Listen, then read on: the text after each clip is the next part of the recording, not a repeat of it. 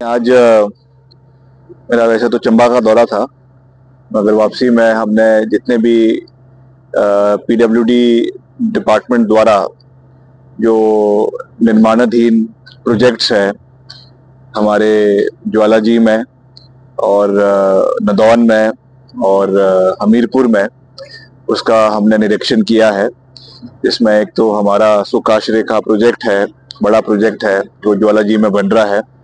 उसका भी मैंने विजिट किया है और बहुत अच्छे स्तर पे उसका काम हो रहा है और मुझे विश्वास है कि अगले साल भर के अंदर, साल डेढ़ साल के अंदर उसका कार्य पूरा हो जाएगा। वैसे ही मुख्यमंत्री जी के निर्वाचन क्षेत्र में जो है स्पोर्ट्स का इंडोर स्टेडियम नदौन में बन रहा है, वो भी एक बहुत बड़ा प्रोजेक्ट है जिसमें सभी सुविधाएं युवाओं को उसमें प्रोवाइड करवाई जाएगी, चाहे वो इंडोर शूटिंग रेंज है, स्विमिंग पूल है, आपके कबड्डी का, वॉलीबॉल का और जितने भी मैट्स के अलग अलग स्पोर्टिंग इवेंट्स है, सबके लिए उसमें प्रोविजन रखा गया है। तो एक अच्छी सोच के साथ उसको बनाया जा रहा है और इसका काम भी बहुत अच्छी गति से चल रहा है, क्वालिटी वर्क हो रहा है।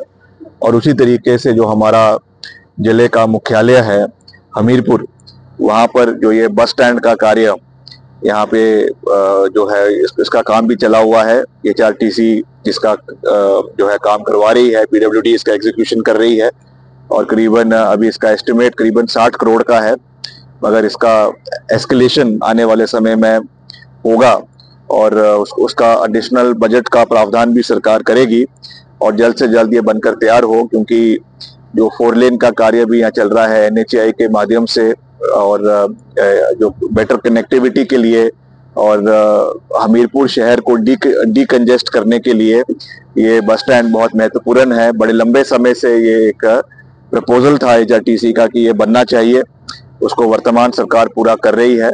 तो ये भी हमारी प्राथमिकता है कि जो इसकी समय अवधि है उसके अंदर ये कार्य पूरा हो और इसका जो फायदा है वो हमीरपुर जिले के सभी लोग और यहाँ बाहर के लोग भी जो यहाँ आते हैं, अच्छी कनेक्टिविटी इलाके के अंदर हो, ये हमारी सरकार की प्राथमिकता है।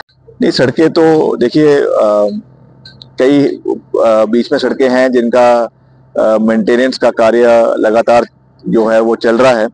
अभी हमारा नया बजट पेश होगा और उसमें हमने एनुअल मेंटेनेंस प्रोग्राम के तहत प्रदेश के हर क्षेत्र को बजटरी प्रोविजन करवाया है।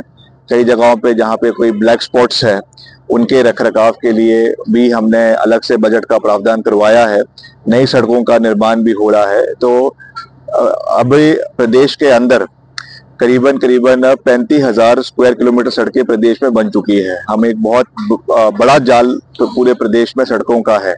अब उसमें जो है मेंटेनेंस का चैलेंज निश्चित तौर से रहता ही है, चाहे वो एनएच की सड़कें हैं, चाहे वो स्टेट की सड़कें हैं, चाहे वो लिंक रोड्स है।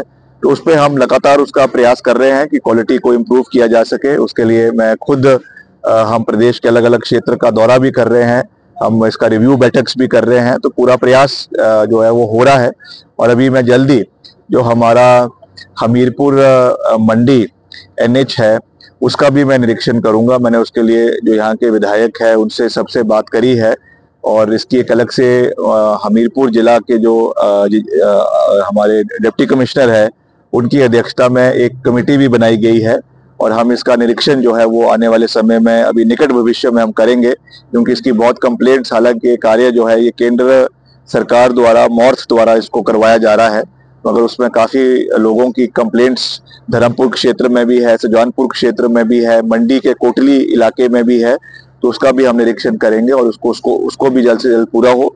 बाकी जैसा मैंने कहा, जो स्टेट रोड्स है उनके लिए भी बजट का प्रावधान किया जा रहा है, उनकी मेंटेनेंस हो। हमीरपुर जिला ये जो भी ऐसी सड़कें हैं, मैं उनका एक रिपोर्ट हमारे चीफ इंजीनियर साहब से मंगवाऊंगा और जहां जहां पर भी उसमें एडिशनल बजट की आवश्यकता है उसको हम देंगे।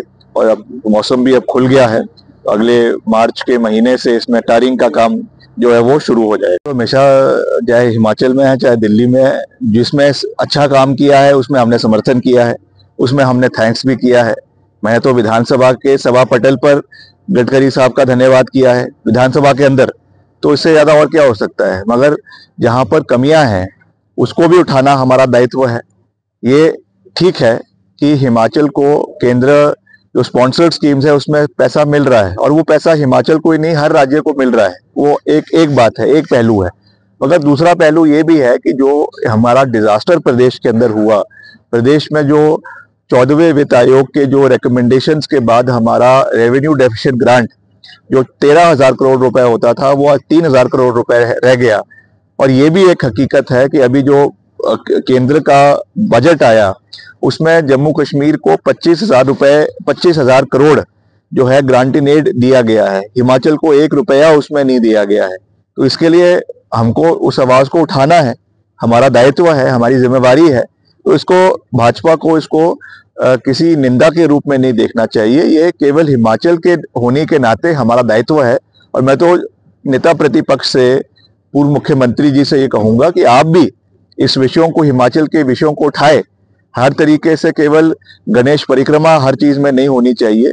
जहाँ पे अच्छा काम होना है वहां समर्थन करें, जहाँ पे लग रहा है कि कोई शॉर्टकमिंग्स है, हिमाचल के साथ कोई सौतेला व्यवहार हो रहा है, तो आपको भी हिमाचल की आवाज को आदरणीय प्रधानमंत्री जी के समक्ष उठाना चाहिए। कार्यक्रम बहुत अच्छे रहे, हर जगह पे जहाँ पे हम गए लोगों का रिस्पॉन्स अच्छा रहा। जो हम जितना हम कर सके हमने जो है वहाँ पे रिव्यू बैठक करी, बजटरी प्रोविजंस किए। तो मुझे तो इसके बारे में जानकारी भी नहीं थी। ये तो कल एक आधे के मीडिया में देखा कि इस तरीके की चीज हो रही है।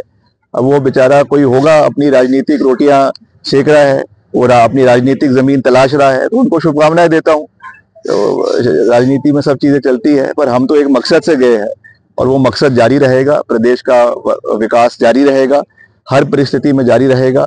और विरोध भी होना चाहिए, मैं नहीं कह रहा हूँ। देखिए, डेमोक्रेसी में सबको अपना बात रखने का अधिकार है, मगर बात एक संयम तरीके से, बात एक जो है रिस्पॉन्सिबल तरीके से रखे तो उसको जनता भी उस चीज को अप्रिशिएट करती है।